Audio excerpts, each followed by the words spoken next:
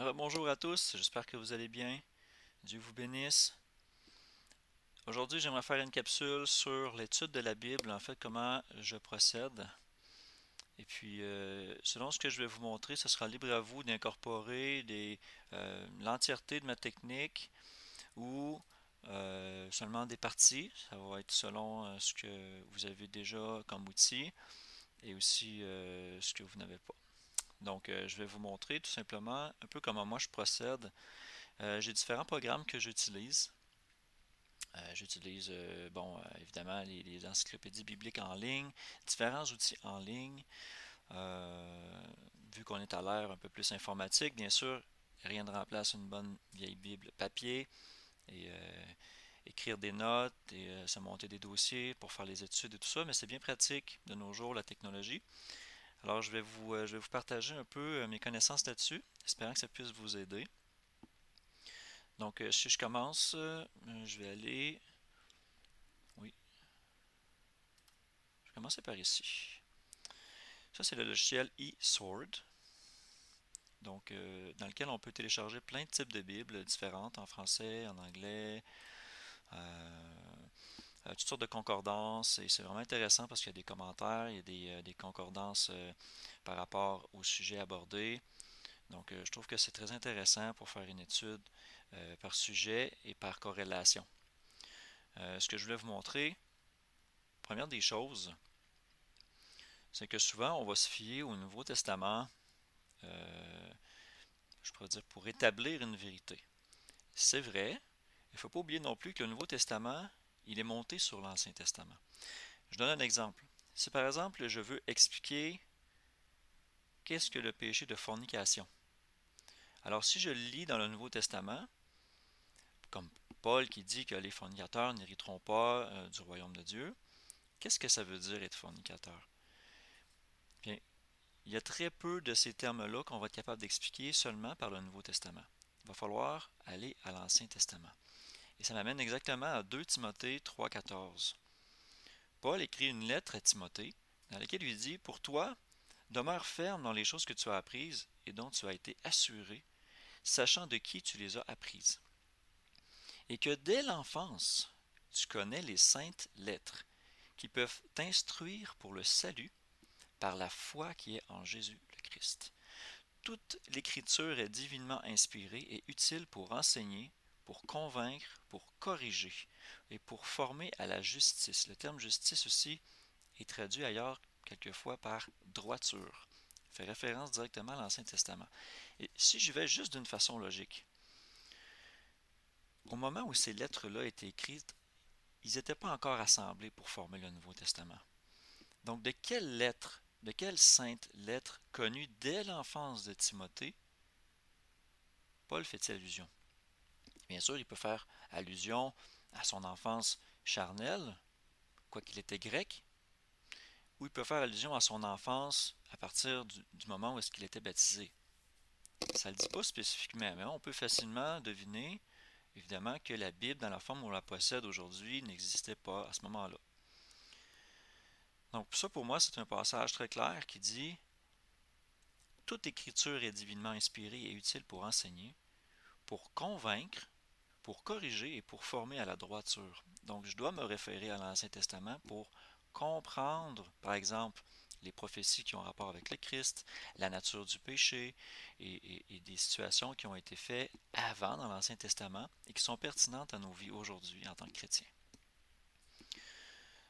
Donc ensuite, dans eSword, j'ai un petit utilitaire qui me permet de regrouper les versets dans le cadre de mes études.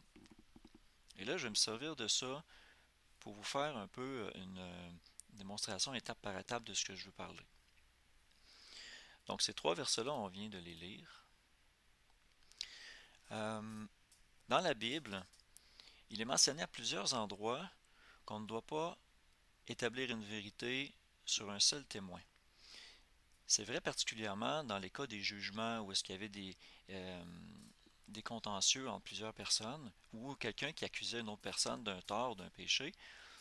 Dans la loi de Moïse, il disait qu'il ne fallait pas qu'il y ait seulement une personne puis que le jugement soit accompli sur la déposition de cette seule personne-là.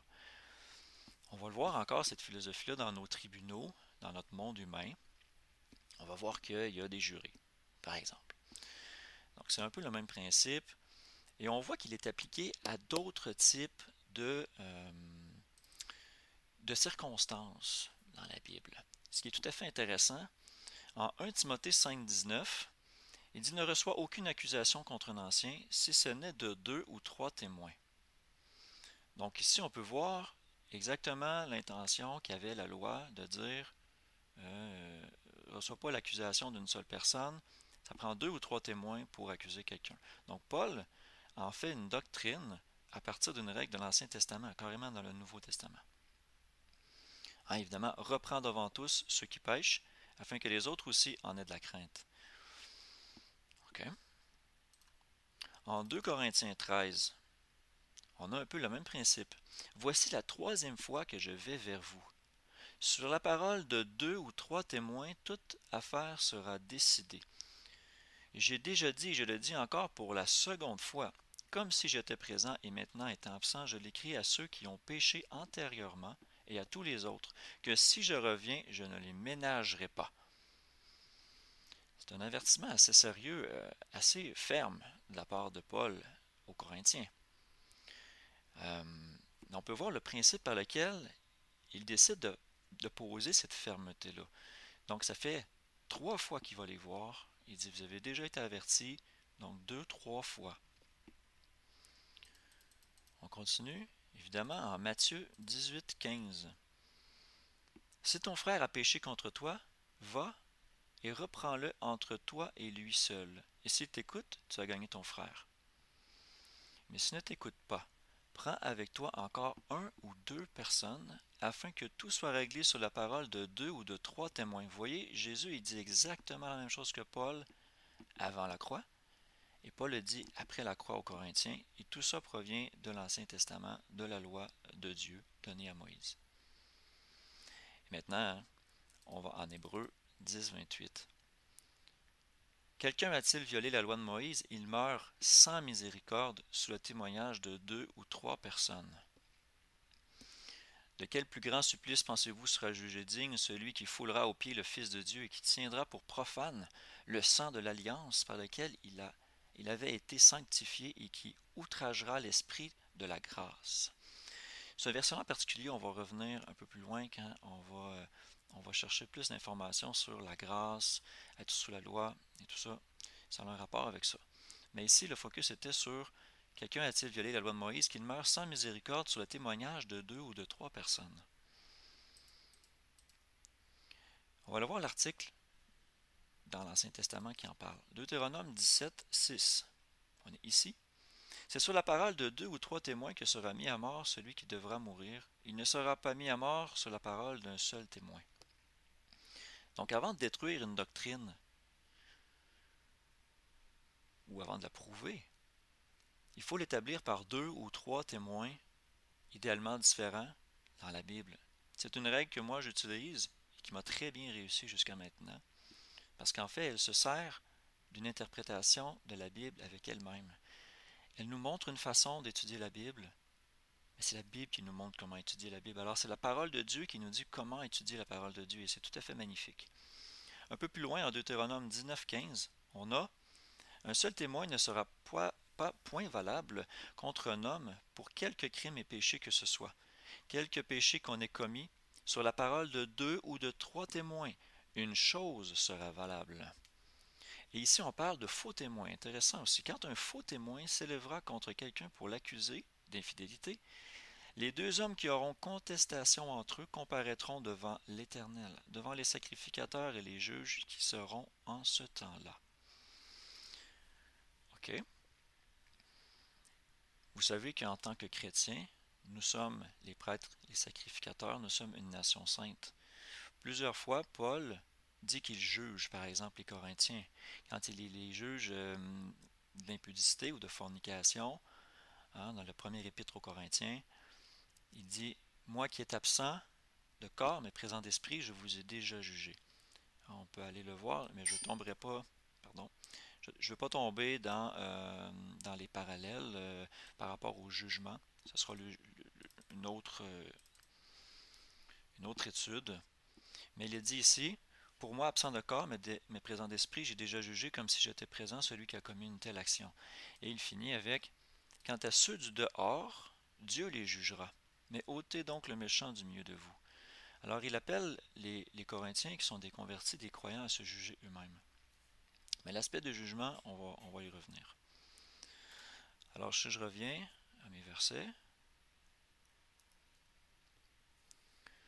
j'étais rendu ici. Voyons voir qu'est-ce que ça dit aussi ailleurs. En Isaïe 28, 7.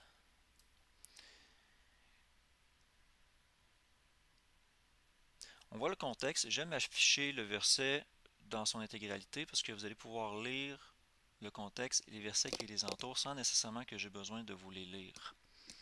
Mais c'est un autre principe, après les 2 ou 3 témoins, c'est un autre principe d'étude qu'Isaïe nous donne. Et il explique clairement que ceux qui ne font pas ça vont trébucher, vont s'enfarger, vont échouer un peu dans leur examen de la parole de Dieu.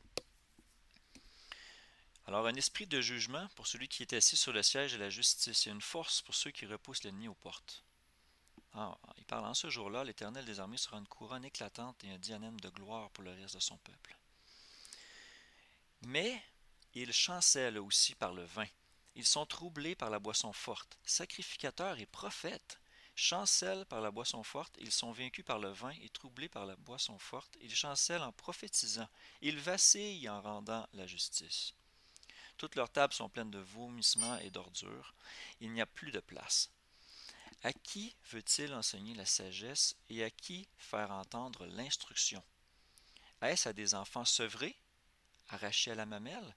Ça me fait penser à un passage de Paul dans lequel il dit « Je ne vous ai pas dit encore des vraies choses parce que vous êtes comme des enfants, vous n'êtes pas prêts à la nourriture solide. Alors je vous ai donné du lait, du petit lait, pour vous initier à la chose. » Mais la faculté de discerner entre le bien et le mal, c'est fait pour les hommes matures. On voit le parallèle ici avec Isaïe. Je continue. Il va falloir que je ferme ma fenêtre pour dérouler un peu. Car il donne loi sur loi, loi sur loi, règle sur règle, règle sur règle, un peu ici et un peu là. Aussi c'est par des lèvres qui balbutient et par une langue étrangère qu'il parlera à ce peuple. Il leur avait dit, c'est ici le repos, que vous donniez du repos à celui qui est câblé, c'est ici le soulagement, mais ils n'ont pas voulu écouter. Aussi la parole de l'Éternel sera pour eux loi sur loi, loi sur loi, règle sur règle, règle sur règle, un peu ici, un peu là, afin qu'en marchant, ils tombent à la renverse et qu'ils soient brisés, et qu'ils tombent dans le piège et qu'ils soient pris. Et là, ici, on parle de qui, on parle de quoi? Malheur à la couronne orgueilleuse des ivrognes d'Éphraïm. Éphraïm, donc c'était des païens. Leurs prophètes chancellent dans les boissons fortes, ils sont sous, contrairement aux commandements qui disent d'être restreint, d'éviter l'alcool. Et Isaïe énonce des principes qu'on devrait aussi prendre de nos jours. Si on veut avoir la sagesse, entendre l'instruction, loi sur loi, règle sur règle, un peu ici et un peu là. Donc si on veut prouver une doctrine, moi c'est ce que j'utilise comme principe, c'est-à-dire que je vais rassembler tous les versets qui vont parler d'un sujet spécifique. Par exemple, je veux savoir qu'est-ce qui se passe sur l'alcool. Quel est le mot de la Bible, quel est le mot de la parole sur l'alcool? Alors je vais rassembler tous les versets qui touchent de près ou de loin dans un contexte où parlent les mots, l'alcool. Et je vais en faire une lecture en laissant de côté mes préjugés. Et ensuite, je vais en tirer une conclusion en regardant 2-3 témoins et en regardant un peu ici, un peu là, loi sur loi. C'est-à-dire qu'une loi ne va pas contredire une autre. Dieu ne se contredit pas. Il n'est pas un Dieu de confusion. Il est un Dieu d'harmonie, d'ordre et de paix. Donc, pour cette partie-là, ensuite, bien sûr, il ne faut pas oublier qu'il y a des prophéties dans l'Ancien Testament. Un exemple que beaucoup d'entre nous connaissons, c'est Isaïe 53. Si je vais naviguer à Isaïe 53, je l'avais ici à côté. Isaïe 53, j'étais déjà dans Isaïe, c'est pour ça que je cherchais. Isaïe 53. Isaïe 53, particulièrement ce chapitre-là, parle de Jésus, le Christ souffrant. C'est une prophétie de ce que Christ devait avoir à vivre pour nous. Il était meurtri pour nos péchés, frappé pour nos iniquités. Le châtiment qui nous apporte la paix est tombé sur lui, et par sa meurtrissure nous avons la guérison. Nous étions tous errants comme des brebis. Nous suivions chacun son propre chemin. Et l'Éternel a fait venir sur lui l'iniquité, c'est-à-dire le péché de nous tous. Il est maltraité, il est affligé, et il n'ouvre pas la bouche, comme un agneau mené à la boucherie, comme une brebis muette devant celui qui la tond, il n'ouvre point la bouche. Et si on regarde ce qui s'est passé avec Jésus depuis son jugement par le Sanhédrin, quand il est allé voir les pontifes romains, puis qu'ensuite il est allé à la crucifixion, on voit une ressemblance frappante à Isaïe 53. On en voit aussi ailleurs dans les psaumes, dans les proverbes, par rapport à sa résurrection, dans l'histoire de Jonas avec les 3 jours et les 3 nuits dans le ventre de la baleine, par rapport à sa résurrection, à sa mort et à sa résurrection. Donc on ne doit pas ignorer les prophéties de l'Ancien Testament qui nous montrent dans le Nouveau Testament qu'est-ce qui s'est passé. Le point où je veux en venir, mes amis, c'est que si, par exemple, Paul ou une autre personne, Pierre, cite quelque chose, comme il est dit ou comme il est écrit par le prophète Isaïe, alors on devrait aller trouver cette référence-là dans l'Ancien Testament pour voir de quoi il s'agit. En quel contexte c'était utilisé et comment ça s'applique à la présente situation. Et ça va expliquer beaucoup de choses. Donc c'est un principe que moi j'utilise. Bien faire le lien entre les citations du Nouveau Testament vers l'Ancien Testament. Et là, il va y avoir toute une autre capsule qui va parler de justement les citations du Nouveau Testament envers l'Ancien Testament. Curieusement, en utilisant cette technique-là dans mes lectures, dans mes études, j'ai remarqué que les citations du Nouveau Testament et Ancien Testament n'étaient pas pareilles, n'étaient pas justes. Ils n'utilisaient pas exactement les mêmes phrasés et des fois ça faisait vraiment des différences au niveau doctrinal même. C'est là que ma recherche m'a amené à me poser des questions sur les provenances des manuscrits, sur la Bible en général.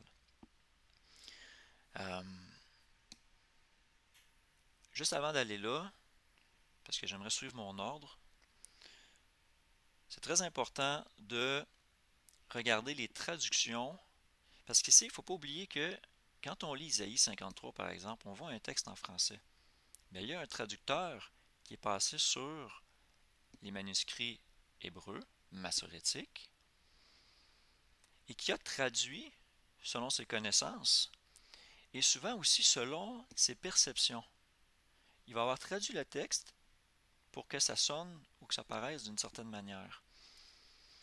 C'est intéressant parce que n'oubliez jamais que quand on lit la Bible, de l'Ancien et du Nouveau Testament, on le lit au travers des yeux du traducteur. C'est pour ça que j'aime beaucoup retourner à des outils de comparaison, comme par exemple ici Blue Letter Bible. C'est un site qui utilise la version du roi Jacques, la King James Version. C'est en anglais, je vous le concède. Moi, j'ai pas de problème à lire l'anglais. Je ne sais pas pour vous. Il y a d'autres outils de concordance qui existent que vous pouvez vous procurer, dont dans le logiciel eSword, c'est disponible. Mais ce qui est intéressant avec Blue Letter Bible, c'est que si je navigue jusqu'à un verset spécifique, un livre, et que je clique sur le mot, je vois la concordance. Quand c'est G, ça veut dire grec. Quand c'est H, ça veut dire hébreu. Et bien souvent, tout ce qui est Nouveau Testament va être G quelque chose, et tout ce qui est Ancien Testament va être H quelque chose. Donc, par exemple, si je prends ce verset-là, Romains 10, 4, et que je dis « Car Christ est la fin de la loi pour la justice ou la droiture de toute personne qui croit. » Alors, si je vais voir le terme « est la fin », et que je clique dessus, Celui qui a fait la concordance, ou qui s'appelle Strong, il y en a aussi un autre souvent qu'on peut voir, c'est Thayers. Il va nous dire ce mot-là, telos, à quoi il sert, puis tous les autres endroits dans la Bible où il est utilisé. Donc c'est une façon que j'ai aussi de savoir est-ce que le traducteur a appliqué une traduction correcte par rapport à l'utilisation du mot dans le contexte. Alors on peut voir fin. Ici, c'est utilisé pour dire custom. Custom, c'est une tradition ou une façon de faire. Donc, telos peut avoir différentes utilisations. Donc, c'est ça qui va justifier l'utilisation d'un mot ou d'un autre par un traducteur ou un autre. C'est important quand on veut trouver la vérité. Donc, si je veux trouver, par exemple, dans le contexte où on est en Romains 10.4, qu'est-ce que ça veut dire exactement? Bien, je vais aller chercher le mot telos et je vais aller voir des contextes similaires dans lesquels sont utilisés ou qui parlent de la même chose pour voir si c'est juste, si c'est précis, si c'est correct. Un passage que j'aime utiliser, évidemment de Romains 10.4 est le mot telos, c'est en 1 Timothée 1.5. Vous pourriez le vérifier dans votre version française. Ici. Maintenant, la fin du commandement est l'amour, la charité, qui vient d'un cœur pur et d'une bonne conscience et d'une foi sincère. Mais ça veut dire que le mot télos ne veut pas nécessairement dire fin dans le sens terminé. Ça dépend de l'interprétation qu'on va lui donner. Donc, à cette lumière-là, je peux dire, ben, si moi je comprends ou le traducteur a compris que c'était vraiment fini, est-ce que je pousse pas un peu mon raisonnement dans la Bible? Oui. Il faut être honnête et il faut regarder tous les versets, toutes les utilisations qui apportent une crédibilité au mot et voir si c'est vraiment ça. Donc, j'essaie de ne pas porter de jugement, je le regarde d'un œil extérieur. Et là, je me dis, maintenant, la fin du commandement est l'amour. Mais si je traduis ça comme ça ne marche pas tout à fait dans mon esprit. Mais si je dis plutôt, et que je vais voir la définition du mot telos, c'est le but, la finalité. Alors là, ça porte du sens. Et je me dis, maintenant, le but du commandement, ou la finalité du commandement, c'est l'amour qui vient d'un cœur pur. Alors si je reviens à Romains et que je l'examine à nouveau, car Christ est le but visé, où il est la finalité, il est l'accomplissement de la loi pour la justice pour chaque personne qui croit. Ça change un peu l'interprétation qu'on peut avoir du verset, surtout quand on a une vision très dénominationnelle qui vient d'un groupe religieux. Donc toujours bien traiter les concordances au moment où c'est nécessaire. On ne doit pas tomber non plus trop dans le détail des mots. On doit s'en servir quand un verset ne semble pas en harmonie avec les autres et qu'on a besoin d'aller dans le détail un peu plus, d'examiner en profondeur et de prier là-dessus. Ensuite de ça, je viens de vous parler d'harmonie. Eh bien, ce qui est intéressant avec un autre outil que j'utilise, qui est Bible Gateway, on peut regrouper plusieurs versets bibliques dans la barre de tâches ici, tant qu'on les sépare comme il faut par des virgules ou des points-virgules, il y a une façon de l'écrire. Et ça nous donne toute une progression des versets. Alors là, on peut vraiment bien assembler un sujet en particulier. Et c'est intéressant parce qu'ensuite, on peut relire à tête reposée, on peut prier dessus, on peut demander au Seigneur qu'il nous montre, qu'il nous confirme. Et on voit les liens qui se créent au travers de ces versets-là. Et c'est là qu'on voit des choses qu'on ne voyait pas avant. C'est une technique d'étude que j'ai trouvée très utile et que je voulais vous partager. Maintenant, dans Bible Gateway, il y a plusieurs versions de Bible qu'on peut utiliser, dont des anglaises et dont des françaises, mais mes favorites ne sont pas là. Il n'y a pas d'outil vraiment parfait, en tout cas, je n'en ai pas trouvé encore. Ma version favorite, c'est celle du Roi Jacques, mais elle est en anglais. Donc souvent, je vais travailler aussi avec une version française qui est en ligne. Donc je vais vous mettre les liens accessibles pour que vous puissiez accéder à tous ces contenus-là sans avoir nécessairement à regarder dans mon écran et à copier les liens. Mais ça, c'est un des sites qui existent que j'utilise. Et puis, donc c'est ça. Ensuite de ça, l'autre chose que j'utilise, c'est le poids de la preuve. Le poids de la preuve, c'est de dire, bon, par exemple, je suis ici, je regroupe plein de versets sur un sujet différent. Je les écris tous à la main quand je les vois ou dans mes lectures quotidiennes. Je me dis, ah, hey, ça touche par exemple tel sujet que j'ai déjà étudié, mais je ne l'avais pas nécessairement à la vue. J'étais dans une autre pensée, j'inspectais quelque chose d'autre. Et ça m'est arrivé plein de fois. On va lire en cherchant quelque chose et on va passer à côté de ce que ça dit, de toute la richesse qu'un seul verset peut avoir, de tous les liens qui sont créés avec le reste de la Bible. Et ça c'est quelque chose d'absolument magique. Dieu est tout à fait formidable. La magie était une expression un peu moins appropriée, je dirais, je m'en excuse. Mais c'est vraiment quelque chose de tout à fait particulier et de formidable. Les liens qui se créent au travers de la cohérence des versets bibliques. Donc, chercher à les harmoniser, mais aussi, si on n'arrive pas à trouver des explications à des exceptions. Par exemple, on voit que tout un paquet de versets semble s'accorder sur un sujet, par exemple, la mort. Alors, on voit des versets qui expliquent certaines choses. Mais on trouve certains autres versets qui semblent contredire un peu d'autres versets. Moi, je crois que le temps que tout ça soit éclairci et étudié, si on veut être honnête, on peut prendre notre temps. Moi, ce que j'aime faire, c'est prendre la majorité des textes qui semblent s'accorder et prendre ça un peu comme une première ébauche, comme une première vérité, comme une ligne directrice. Ça ne veut pas dire que ça va changer de côté, mais si j'ai par exemple 30 versets qui parlent du même sujet et que j'en ai 25 qui semblent dire la même chose, les 5 qui restent, c'est soit une erreur de traduction, soit que c'est moi qui comprends mal. Parce que la Bible, elle s'accorde, elle dit la même chose, et c'est ça qui est tout à fait surprenant dans cette écriture-là.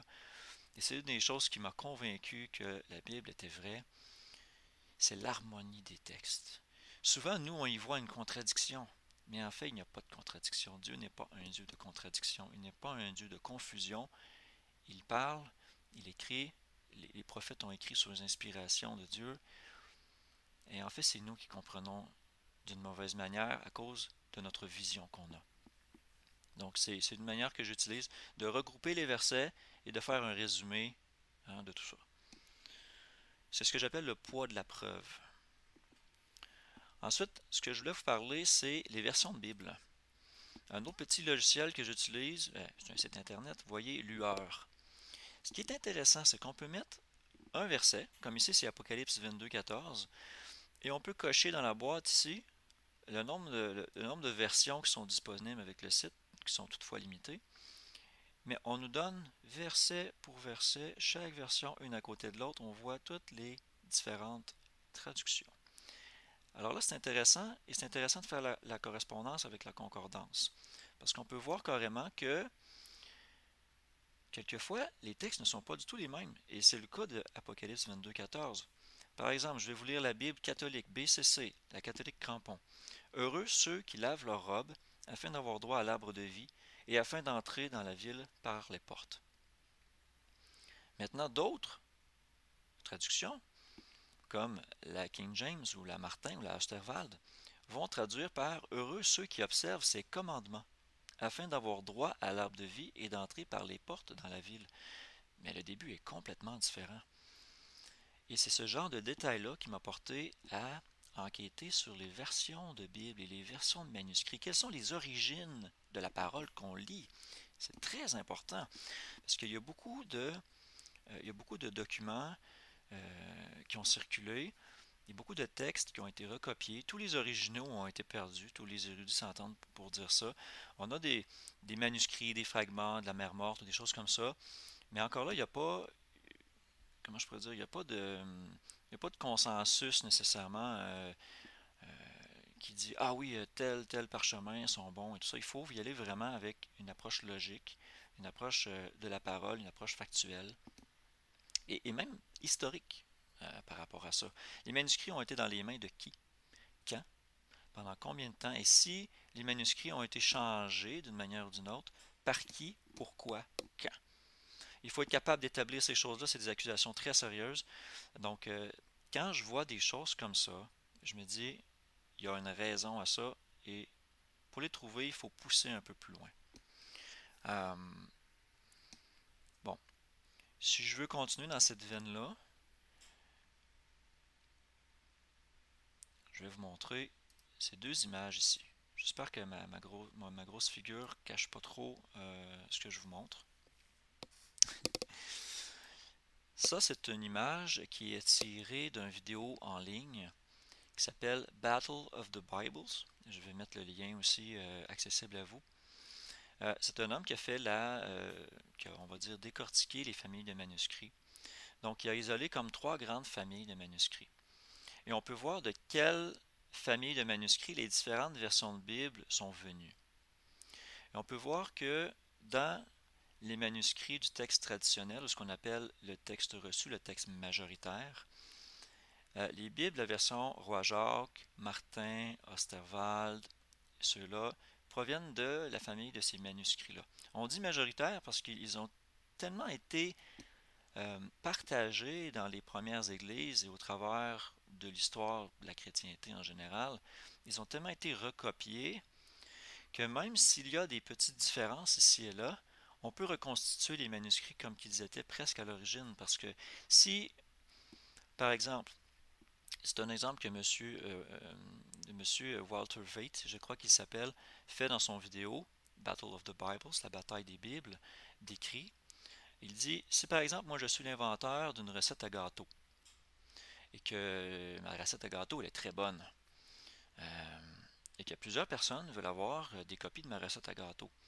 Alors moi j'en fais un commerce, hein, je le vends et puis c'est quelque chose qui marche très bien ou que tout le monde aime bien, peu importe que ce soit le commerce ou pas. Alors je distribue des copies à partir de ma recette que j'ai créée et là il arrive quelqu'un qui fait un changement à la recette et puis qui dit oui mais le mien est bien meilleur. Mais alors tous ceux qui ont suivi la recette que j'ai créée, par exemple, euh, vont pouvoir dire oui, mais toi, là, toi, tu as changé ta version. Regarde, nous, toutes nos copies disent ça, la tienne, elle est différente des autres. C'est une technique, c'est une méthode de préservation par laquelle Dieu a établi afin qu'on puisse ne pas perdre la justesse des Écritures sur les siècles qui ont passé. Et c'est tout à fait surprenant, justement, de voir que les copyistes qui ont repris les textes et euh, qui les ont retranscrits, parce que les manuscrits avaient une durée de vie, et évidemment, ce n'était pas éternel, euh, ils l'ont retranscrit avec une grande justesse. Et si des erreurs se sont glissées, ceux qui retranscrivaient ailleurs, il y avait une comparaison qui était possible, et ainsi on pouvait reconstituer les textes d'une façon juste. Et c'est ce qui est très intéressant avec ces versions de manuscrits-là, c'est que vous allez voir, sont beaucoup plus cohérents en termes de doctrine, beaucoup plus clairs dans la façon dont ils sont phrasés. Tandis que les autres familles de manuscrits ont été plus du côté des catholiques, par exemple. Donc, il va y avoir principalement deux familles de textes qu'on va se servir. Que je vais vous montrer. Ça, c'est une image qu'un frère m'a envoyée. Attendez, je vais le mettre d'une manière qu'on puisse le voir. Un annexe dans sa Bible. Et je trouve ça excellent parce qu'on voit vraiment les deux grandes familles de manuscrits. Je vais le grossir pour que vous puissiez le voir. On voit vraiment ce qu'on appelle les textes majoritaires ou le texte reçu. On peut le voir ici en haut. De ces textes-là découle le Peshitta, qui sont le Peshitta en fait, et toutes les autres familles, Bible de l'Épée, Bible de Genève, Martin, Osterwald, Révision Martin, Osterwald, Bible de Jésus-Christ. Maintenant, si on va voir les textes qu'on appelle minoritaires, ils viennent des trois codex Alexandrinus, Vaticanus et Sinaiticus, qui ont été écrits environ autour du 4e siècle après Jésus-Christ. Tandis que ces textes-là, majoritaires, ils viennent des premières églises. Alors c'est beaucoup plus intéressant. Voyons voir les versions qui dépendent de ces textes-là. Eh bien, on va trouver la Louis II, la Darby, la Crampon, qui est une Bible catholique, donc Louis II, Alliance biblique. Et là, toutes les Bibles ne sont pas là. Par contre, vous avez une façon très facile de savoir si une Bible dépend d'une famille ou d'une autre. Allez simplement voir ce que je vous ai montré ici. Apocalypse 22,14, c'est un des versets clés qui permet d'identifier les familles de manuscrits. Si c'est écrit « Heureux ceux qui observent ces commandements », c'est le texte majoritaire. Et si c'est écrit « Bienheureux ceux qui lavent leur robe » ou « Heureux ceux qui lavent leur robe », ça provient du texte catholique. Si vous voulez avoir un bon site pour comparer ça, vous pouvez le chercher en ligne. Je vous en fournis un ici. C'est fait par le site infobible.org. C'est un des meilleurs que j'ai pu trouver. Il n'est pas nécessairement complet, mais il est très intéressant. On voit les comparaisons du texte de la Roi Jacques, de la Martin et de la Louis II. Et on voit les différences en rouge, selon le contexte, appelé à la repentance.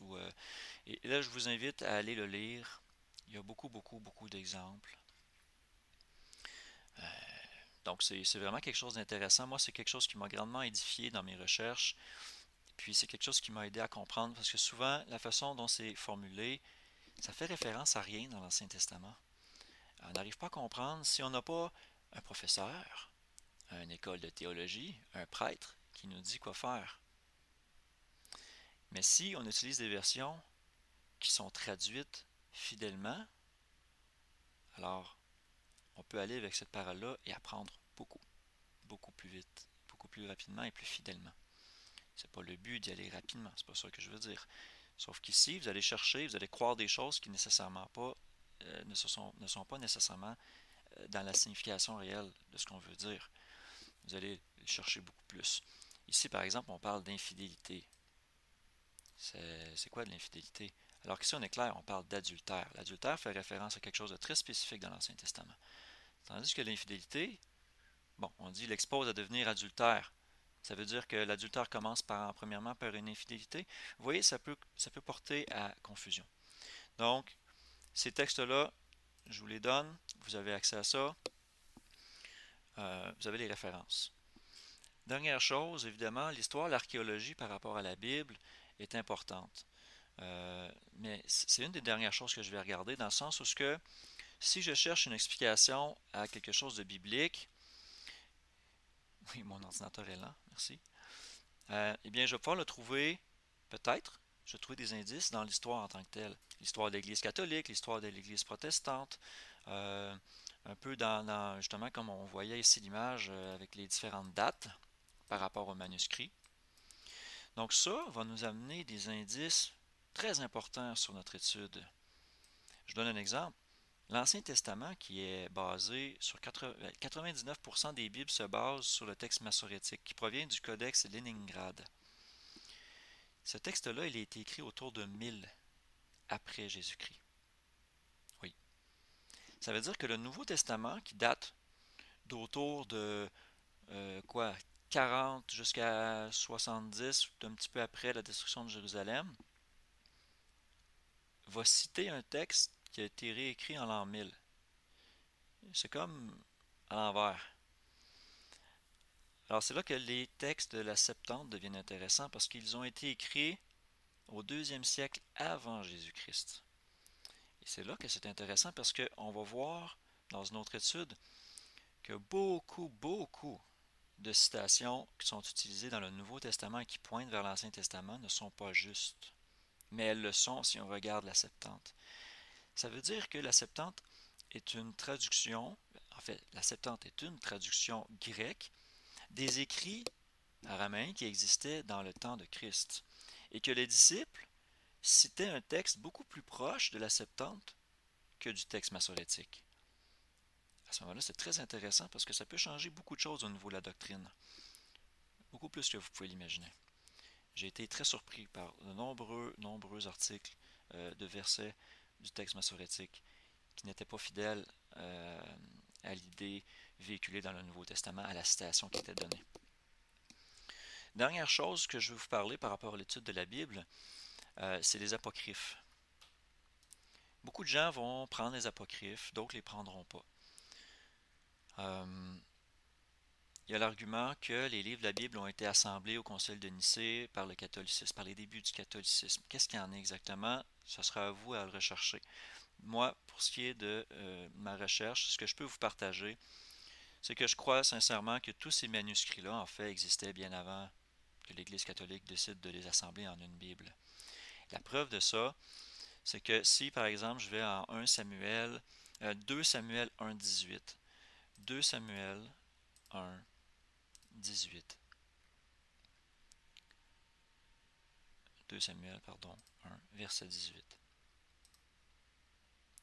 Alors qu'il ordonna d'enseigner aux enfants de Juda la complainte de l'arc.